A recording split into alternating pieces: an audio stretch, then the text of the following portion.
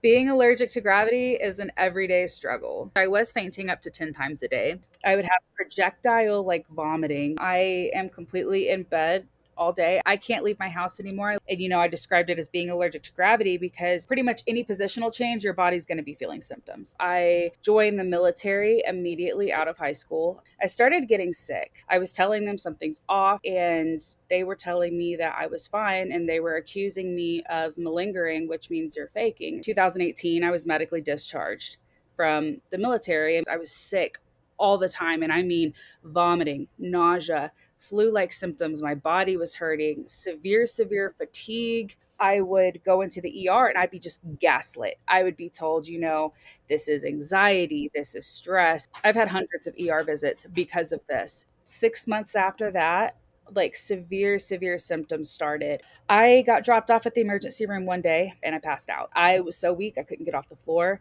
Luckily, I had my phone with me. My husband ended up coming and he got security to come help me, and they couldn't figure out why I fainted. And then this started becoming a pretty big occurrence where I was fainting a lot. And I told my cardiologist at the time, I was like, I'm bending over and I can't even bend over to pick up a t shirt without feeling like I'm going to black out.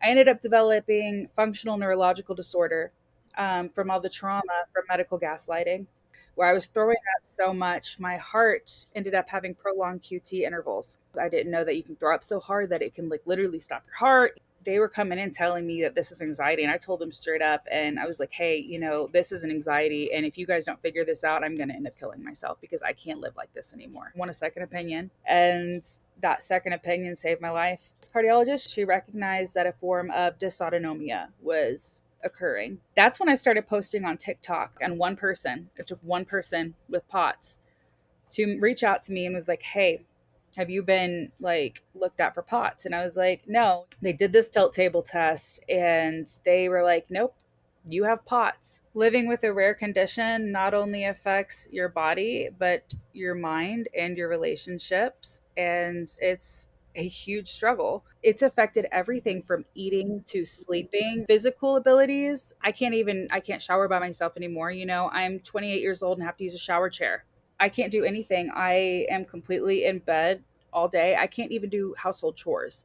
I try to make a meal for me and my husband, and I can't do anything for the next 3 days. But my husband, he was the only one that believed me when all of this stuff happened. Essentially, he's became also my caregiver. He makes sure he helps me cook. He helps me make sure things are clean. Currently, I am on a ton of different medications for different things, but specifically for POTS, my passing out has decreased. Now I faint maybe 1 to 2 times a day. I still get very sick and very nauseated daily, but it's more controllable. I'm trying so hard to get my life back. And I think raising awareness is like part of the importance of like finding a cure. Don't be ashamed to talk about how you feel and your illness, because if I didn't talk about the dysautonomia that one time, I would not be where I am in my medical journey.